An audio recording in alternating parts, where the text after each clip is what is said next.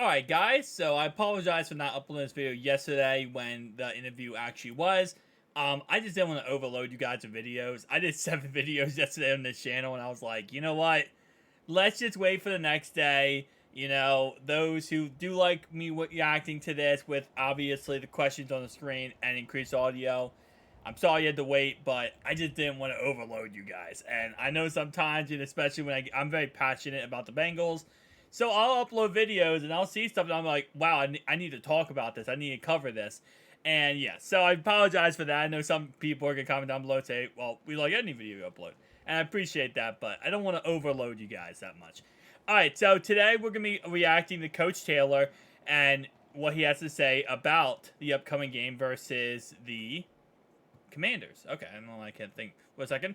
I will have enhanced audio like always, the questions on the screen, and I will be stopping throughout this video to give my reaction to the questions that are asked and how he answers them, and kind of give my thoughts and opinions. So keep that in mind.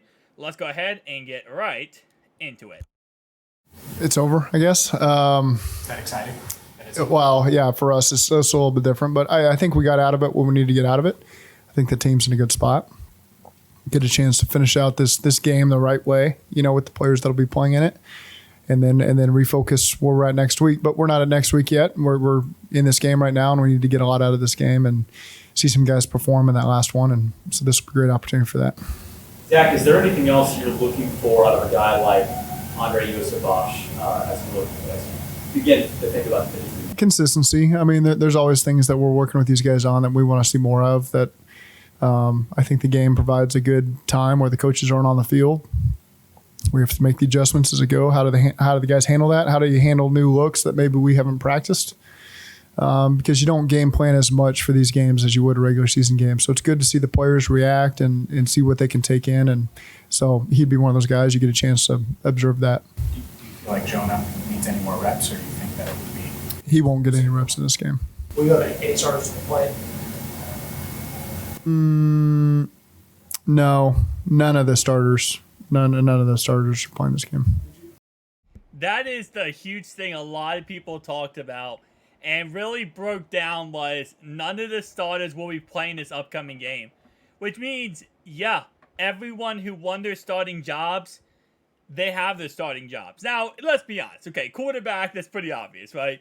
Running backs, I think it's more or less because I think every running back we have in this game, except for Joe Mixon, will be playing. So it's very clear that, yes, obviously Joe Mixon is a starter. Receivers are pretty plain and simple. Tight end, pretty plain and simple. The only thing on the offensive line that was kind of up for grabs was the right tackle position. But we've already seen Jonah, you know, pretty much won it. And Jackson Carman hasn't looked good. So I understand, completely understand not starting your starters because, listen, at the end of the day, all you're doing is risking injury. We saw them play, you know, against the, the Falcons, and a lot of guys after the game, even the starters, were a little banged up. They were, you know, not 100%. And Mike Hilton, I know he's the one who really pushed Coach to get them out there. He said he just wanted some game reps. He just wanted to play on the field. I think they got all they needed to last week, right? There's no reason to keep going out there and risking more problems or injuries, especially when, you know, I made a video yesterday about, you know, cutting down from 88-man to 53-man for this roster. It's not easy. It's really not. There's so many players that I was like, I don't want to cut this guy. I don't want to cut this guy. I really like this guy. He has such, you know, high potential. But at the end of the day, that's the crucial decisions you have to make. And I was going off of 2 preseason games to make that assumption. You know, another preseason game, especially with the fact that they're going to have more time now without any starters out there, that gives more, you know, tape and film to really see, okay, this guy is the guy, is this guy the guy, is this guy the guy. And they're going to probably put these guys this week into so many different situations where I would say to a point that this game this week might feel like a regular season game. Because the fact that they're going to see, okay, who out there on this roster, offense, defense, could play on the regular season football team. So I understand 100% why you don't put your starters out there. Again, preseason at the end of the day does not matter unless you're the Ravens. So just to see, like, you know, okay, what position. I mean, because you have a lot of guys, Gunter, Carney, Raymond Johnson III, Shaka Haywood. I mean, I could go on and on. I mean, there's like 17, 18 guys where you're like, oh, that guy, he might make the roster, but I want to see a little bit more of him. And as Coach said right there, consistency. That's the most important thing and one thing they look at. One big game does not mean anything. This year having those, starters work in a little bit. What do you feel like that was? How do you feel like that went? Do you feel like this? What was the impact? It was good. I mean, those guys, they had a long drive. Got a chance to deal with a lot of communication. There's a lot of shifting and motioning on that drive, which is good. So I think that there was a lot of things that they could take from it. That's the longest drive we've had all training camp. Usually we're kind of manufacturing 12, 14 play drives.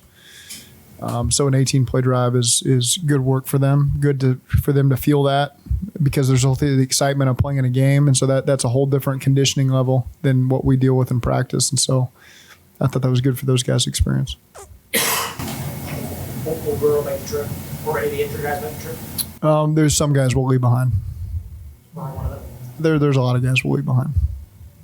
Zach, do you like the idea in this preseason game when you can kind of pinpoint some of the maybe battles that you're really trying to eye and let those guys play almost a full game? Do you like that as a strategy in this third game to really get a really long look at some specific type of players right now?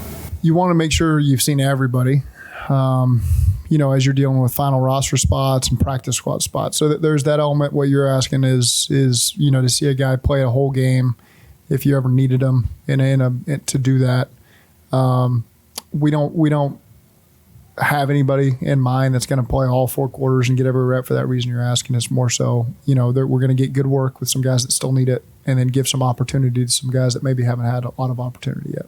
How much do you feel like is up in the air in your mind still? Do you feel like most of it in your head is pretty close to set? I think you have to forge yourself the next 3 days to see how it all shakes out. There's always things. That's one thing I've learned. There's always things that can occur over the next 3 days that to say that the decisions are set in stone is unfair and unrealistic, because there's still a lot that can unfold over these next couple of days that affect the final roster. Is there a position group that you thought was most consistent from start to finish? I think the linebackers, it's a group that you would expect that from, because there's a lot of experience in that room. And so those guys I thought have had a good camp so far. I could say that about a lot of positions. I think there's been a lot of positions that have a great camp. But if you're talking about one that comes to mind, I just think of the depth there, and I think of the experience there, and it's a consistent group for us. How close is the competition between Jake and Trevor going into Saturday? Close. Those guys have both really worked on the things that we've asked them to improve on. I do see them getting better every single day that passes. There's more comfort, in working with that group and making the checks and doing the things effectively that we want them to do. So it's been a tight race. Their progress, can you give us some insight on what you see? Because we only see. A lot of them are subtle checks at the line, making calls, making route adjustments, getting us out of plays, operating quickly at the line of scrimmage, over in a blitz period. We use the 40-second clock, and so they've had that working against them too. And so there's just a lot of things, and then the timeliness of operating through a progression, and sometimes you all looking over there, they might throw the ball for a 3-yard check down. That might be a big play for us, considering maybe a decision they'd made 2 days before where they'd forced in coverage. So there's things like that might not seem all that sexy to those watching, but for us, those are the things that you're looking for your backup quarterback to be able to effectively do. That's why they always say this, but it's so true. Preseason is for the coaches, not the fans. It is what it is. Now, if you're a Ravens fan, preseason's for the fans, because the Ravens, for some reason, think preseason is like the Super Bowl for them. But when it comes to integral football teams who are good and actually know what they're doing, preseason is for the coaches. It's for the coaches to look at and say, okay, this guy is performing at this level. This is what we need him to do. What we don't need him to do. So that's what preseason is for. At the end of the day, as fans, we do love it because we love to see our players for the first time and really see them play. But in reality, it's for the coaches. It's not for the fans. There's so much focus on trying to compete for the 53-man roster, but in your mind and the rest of your coaching staff, what about the practice squad? These guys competing for, maybe one of those 16 Yep. spots? I mean, that's what we factor in all of it. It's not just the 53, it's the 16-man practice squad. And so, again, that can sometimes be a little more in the players' hands on whether they're accepting that or not. But, again, that's all taken into consideration with these final practices and this final game. Absolutely, that those spots are talked about quite a bit. That is actually interesting, too, because we never talk about that in real football. Like, so if a guy doesn't make the roster, right? Let's say he's a player who doesn't make the roster, to have to sit him down and be like, listen, not that you're not good enough, but you're not going to make this roster based on what we have seen from you. But we'd like to add you to our press squad. Keep in mind, the press squad guys still make, I think, $750,000 a year. They still make a lot of money. But again, it's not, being on the team. Now, the thing is, though, any player who's on the practice squad, just because you're on the practice squad does not mean you can't be signed by anybody else. You can get signed tomorrow if you're on the practice squad by any other team in the NFL. A lot of people think that when you're on the practice squad, you're still on the roster technically. No, you're not. You're pretty much on a squad that is like the reserve squad for the team. But at the same time, though, it's always, I feel like that would be like an honor, but also be really weird. As he said, how players take it. I'm going to guess probably some players are like, what are you talking about? No, I don't want to be a part of this team at all if you don't want me. Like, I'm not going to sit there and go to this event or go to this, like press squad every year, when I think I'm good enough to be an NFL player. I'm going to go out there and try out for different teams. And I don't think you can try out for different teams if you're on the press squad. So that's a really interesting situation. And I wonder if there's any very negative reaction from people being told they're on the press squad. I feel there probably is. It's like Cheeto increases his activity every day. I mean, does he look as good as ever? He looks as good as I think I would have hoped that he'd look at this point in camp. He's made a lot of plays on the football. He's done a good job just preparing mentally to put himself in a position to come out and play like this. And so I'm pleased with the plan that thing is all of a sudden like echoing at me. Pleased with the plan that Matt Summers and his crew had in place for Cheeto. Cheeto buying into it, and I think we've integrated him into practice the right way, and he's looked really good. With starters out and some minor injuries, it looks like the number of available corners on Saturday is limited. Is that going to be a little bit of a nerve-wracking situation? Yeah. Nerve-wracking? I don't know if it's nerve-wracking. It becomes stressful for Chuck and Lou and those guys, but that's an area. We're not real deep right now with guys who have been injured, so it can be stressful for those guys in game. He's been out for a while. What's he dealing with? What's his timeline? It's been a hamstring, and so just dealing with the hamstring. Timeline's hard to say. A guy like Mitch Wilcox just going back a couple of days ago. Do you anticipate him playing Saturday? I do. We wanted to see how he got through these 2 days, and I think that he's looked as we had hoped in these 2 days. He's feeling really good. How much work we'll get him on Saturday, I'm not sure on that yet, but I think it'd be good. I think he's proven to us that he's in good shape and ready to go, and mentally understands what we need out of him from a scheme standpoint, and has done a good job executing in the couple practices he's gotten so far. How would you evaluate Jackson Carmen's strength? I think, like a lot of guys, just continuing to improve and be consistent, and that's what we're asking of a lot of those linemen in that room. Is just show us the consistency and the continued improvement and understand the teaching. And so certainly there's a lot of guys in that mix that I think have done a good job taking the coaching and working to improve. Yeah, how beneficial was last year going to the early regular season offensive struggles against Tennessee and other things? How beneficial was it? I know you guys figured it out in a lot of ways, but was that something that was good for this team to go through those struggles to kind of learn going forward how to adjust? Well, I think the biggest thing is what we learned from opening day is you gotta protect the football. We lost 5-0 in the turnover battle, and really missed 2 extra points basically. So those are the things that I took away number one from that, and so I think that's as you focus on what's important week one, those are critical things. It's just controlling the things that we can control and winning the turnover battle, and that's more what I took out of the early part of the season. Do you think that was overblown a little bit, the coverage and how teams were playing you differently? Anytime you don't have the lead, you're going to see a lot of those types of coverages. For Mitch Wilcox, the familiarity with him knowing the system, Yep. How beneficial is that when you evaluate his place in the 53, since we haven't seen it much? Well, it allowed you to make the decisions we would have made anyway in terms of bringing him back, knowing he had an injury. Maybe if it's a player that doesn't understand your scheme, you're less likely to sign a player who's still going through the rehab process. And so I think that speaks to what we thought he'd be able to do at this point when he actually started practicing, and he has proven that to us. And so because it's harder for guys, especially at the tight end position, if you've never repped any of the plays that we're asking you to rep, you're going through the rehab and you're sitting in meetings, but to actually then have to go perform, it takes a whole lot of reps to get those guys going. And that's why with Mitch, we've invested 3 years of time and energy in developing him as a player, and he's approached everything the right way. And so we wanted to get him back because we knew the type of player he's become. And that's a credit to Mitch. That's a credit to James Casey. That's a credit to Darren Simmons and Colt, those guys that have helped in his development over the last couple of years. And he's a guy that you really enjoy seeing have the success that he's had, having been here and worked from where he was day one. He knows where he was in my eyes in day one 3 years ago, and to where he's worked up to. You're proud of a guy like that he's put in that work. How unique, Zach, is the tight end position for you to evaluate and staff when you have so many different guys that bring different skill sets at that position?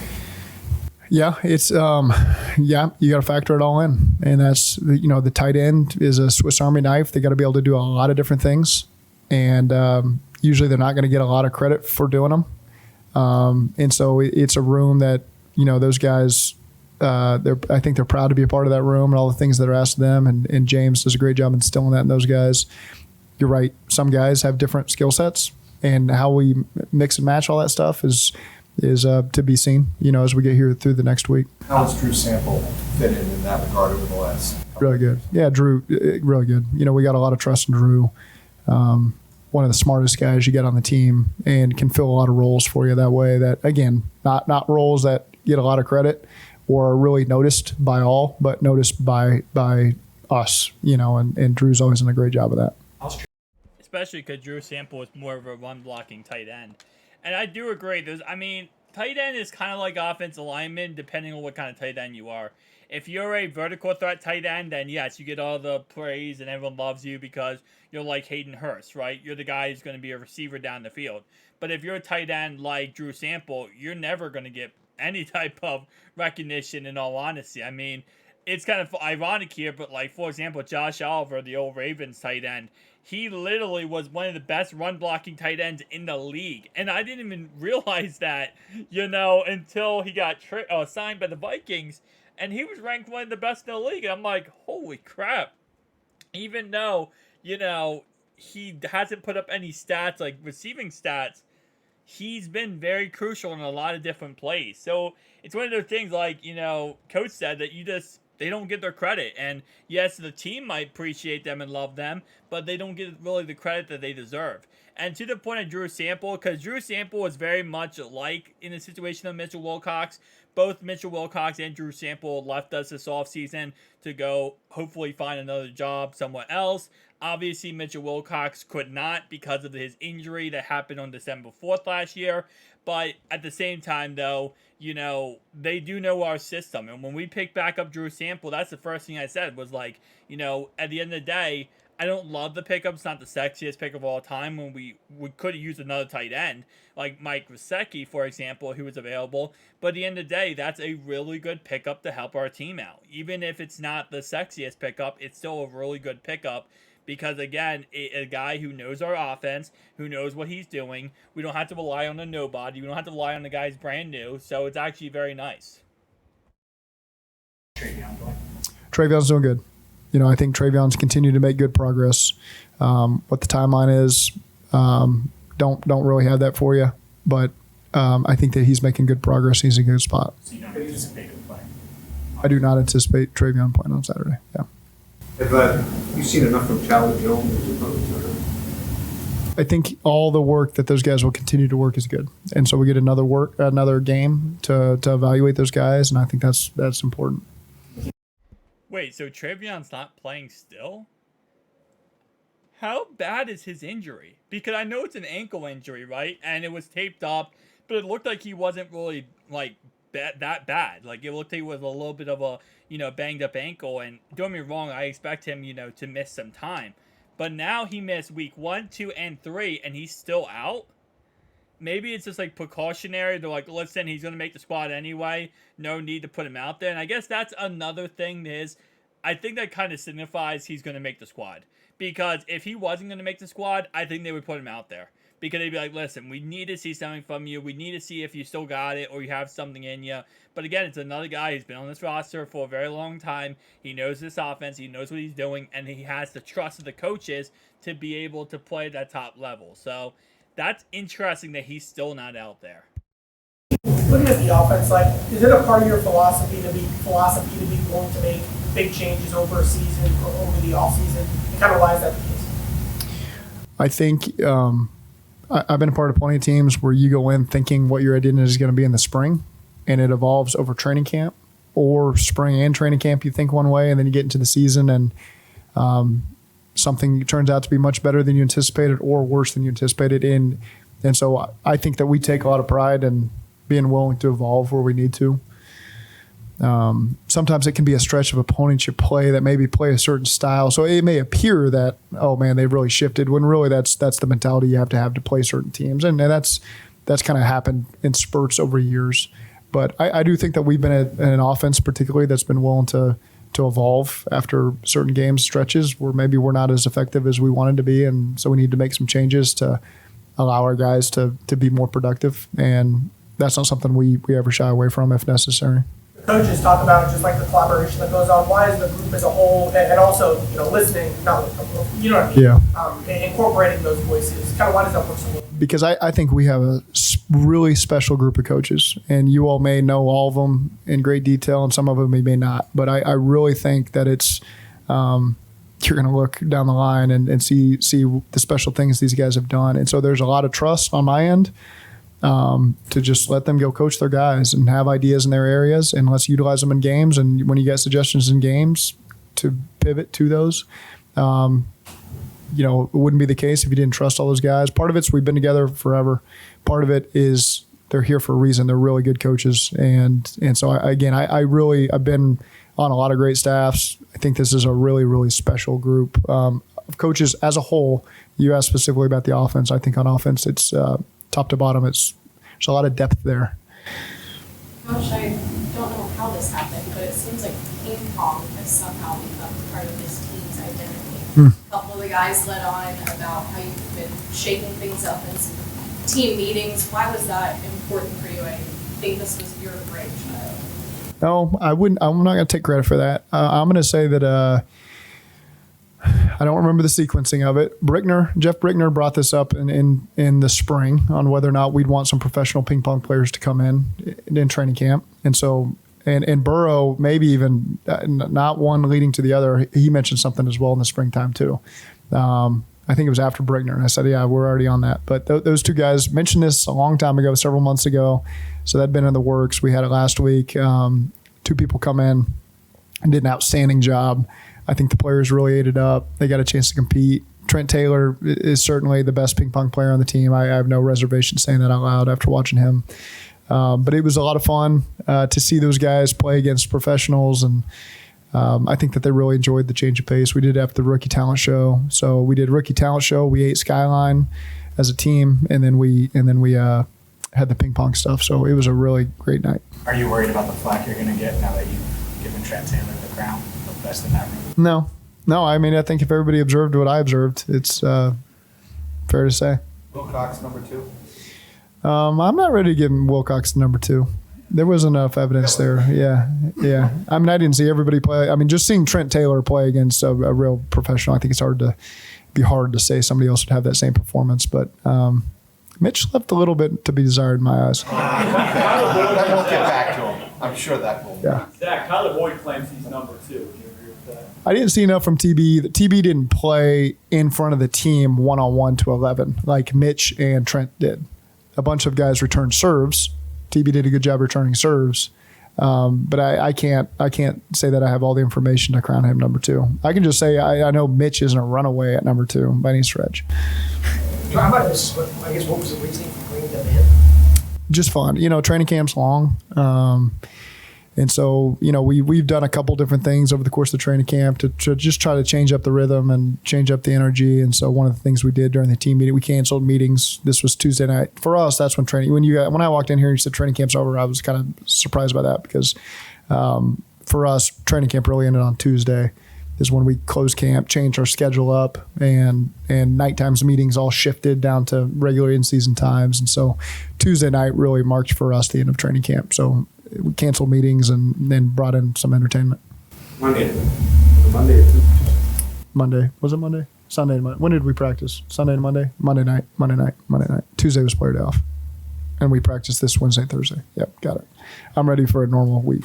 Any notable rookie show performance? that All you terrible. Shout out. All pretty bad. There might be one or two that I'm just going to lump them all together. It's all pretty bad. Just back to tight end. See, Mitch is healthy enough that he wouldn't have, if he made the team, you wouldn't have to go heavy. It would be a regular cut, right? You think I'm not going to speculate on cuts we're making at this but point. he's healthy enough to make 53. He's healthy enough to he would if we didn't feel like he was ready to practice, we would not have brought him back to practice. Do you remember a great rookie night performance in the past?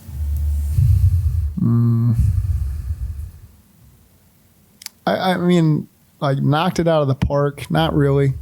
No, nothing jumps out. I think Evan did. Yeah, Evan maybe impersonated not a coach. He went up a level, and that was pretty impressive. So, as a video impersonation. I absolutely love it hearing Coach talk, in all honesty. Always hilarious. I didn't know about the Rookie Talent Show, but dude, I'm telling you right now, guys, I would definitely watch that. If they put that out there, I would pay to watch that. That'd be absolutely hilarious. But no, the ping pong, listen, as you said, training camp ended on Tuesday. Now you bring the other guys in for ping pong, and you bring professionals in for ping pong. Kind of relax a little, chill, before the season's about to start. Obviously, players are about to get cut too, which is the sad part about it. And as Coach said, you don't really know who, you're going to cut. You have ideas on who you're going to cut right now, but you have to see this last preseason game to really understand who is going to make the roster and who's not going to make the roster.